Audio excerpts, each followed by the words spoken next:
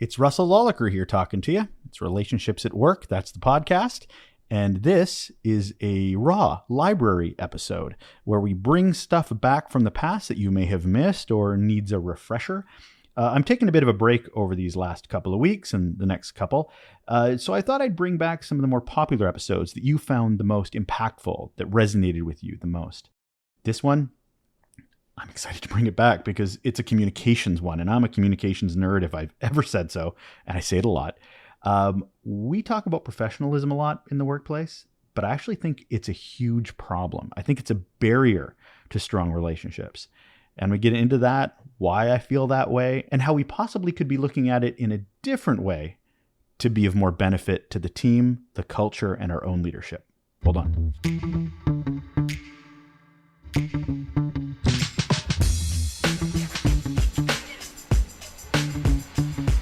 Welcome back to Relationships at Work, your guide to building workplace connections and avoiding those leadership blind spots. I'm your host, Russel Lolacher, a communications and leadership nerd with a couple of decades, very successful decades, of experience in both of those areas and a whole heap of curiosity on how we can make the workplace a better place. If you're a leader trying to understand and improve your impact on work culture and the employee experience, you're in the right place. It's Thursday, so it's time for a mini episode, a quick and valuable bit of information, around 10 minutes or so, to set you up for the week ahead.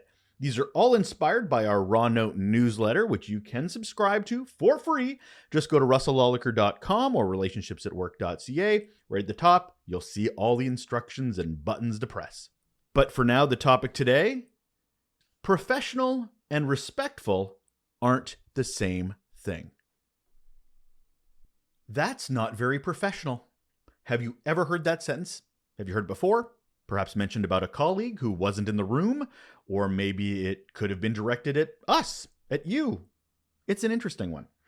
But before I get into it too much, let's do what we do on this show. Define things. We always have to define things first. What is professional? Traditionally, professionalism is associated with a specific set of behaviors, dress codes, communication styles, work ethics that align with the dominant culture's norms. And I'm sure if we close our eyes, we can all guess and picture what dominant culture usually looks like. I didn't paint the picture for you. You're doing it on your own. Those who wag the flag of professionalism might not always understand that this traditional definition can actually, inadvertently, exclude or marginalize individuals who do not conform to these norms due to their cultural, racial, ethnic, gender identity, or a lot of other differences. So what professionalism can actually do is foster uniformity, which is the opposite of diversity. It can also foster bias, discrimination, and barriers to entry and advancement, and more. All because people don't fit a preferred model of professionalism. But we still like to use words like diversity, equity, inclusivity as goals and values, while we're also saying this. Now, I'm a communications person, so let's use words that might not be such an obstacle. Okay? One that softens expectations while still understanding that there are expectations in the workplace of how we show up, how we present ourselves. I'd like to suggest shifting the conversation and reframing professionalism with respectful, being respectful. For example, professionalism is how we act. Respectful is how we act around others. Professionalism is how we communicate. Respectful is how we consider our audience. Professionalism is how we dress, while respectful is how we understand we represent the organization.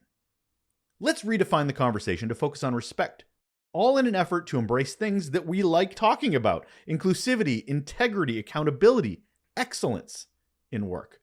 Because behavior varies across cultures and individuals, so we have to adopt more flexible policies that allow for diversity in dress codes, in communication styles, in how we work, and not stick to the "it's always been like this" crap that supports this uniformity that we really don't want if we really want to build a healthy culture. I should also note that it's essential to also see that diversity we're talking about proudly displayed at the top. in those that represent and model the organization. If they all look and act the same, what are we actually communicating about diversity? We're back to closing our eyes and picturing what this dominant culture looks like, right? So where do we start? Where do we start shifting the conversation from professional to respectful? First, how about we establish core values? Values are important. We can define them, communicate them, demonstrate them, reward them. And these are ones that prioritize respect, inclusivity, and diversity. Then we should ensure those values are reflected in all aspects of the organization, from hiring practices to daily interactions to those exit interviews. Values is much more aligned with respectful than professional. We can also focus on outcomes. Shift the emphasis from how things are done to what is achieved. We can encourage a results-oriented culture that values the quality and impact of work over these adherences to traditional professional norms. Now, of course, the ends do not justify the means. It's all about the journey, but it shouldn't matter necessarily of how some of the work gets done or how we dress, as long as the work gets done. Another we can look at is inclusive policies. Review and update those workplace policies. I bet you it's been a while. Include dress codes, language use, and work schedules. This way we ensure that they can accommodate diverse needs and expressions.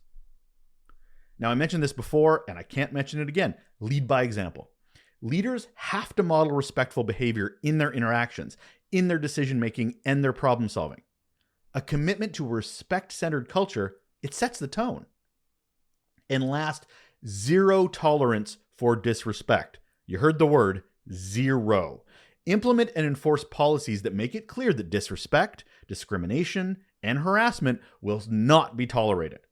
Ensure there are clear, safe channels for reporting these issues as well.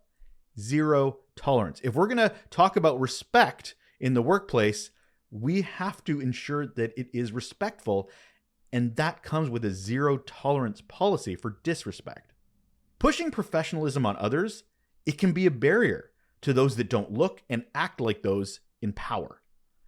It diminishes creativity, it diminishes diversity, cultural pride, innovation, all in the name of conformity, aka you can't be successful if you don't look and act like me-isms.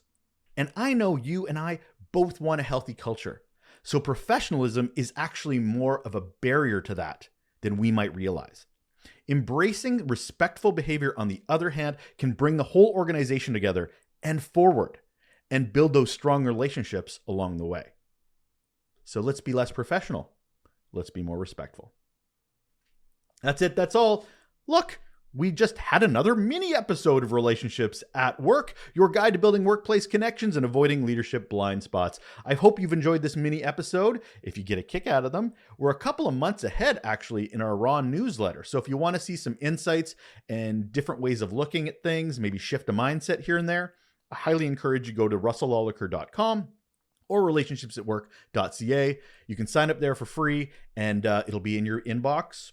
No worries, no problems. It also has insights and takeaways from recent guest episodes too, so you just have a little bit of extra morsels in there to dig into. Sound good? Fantastic. Take care.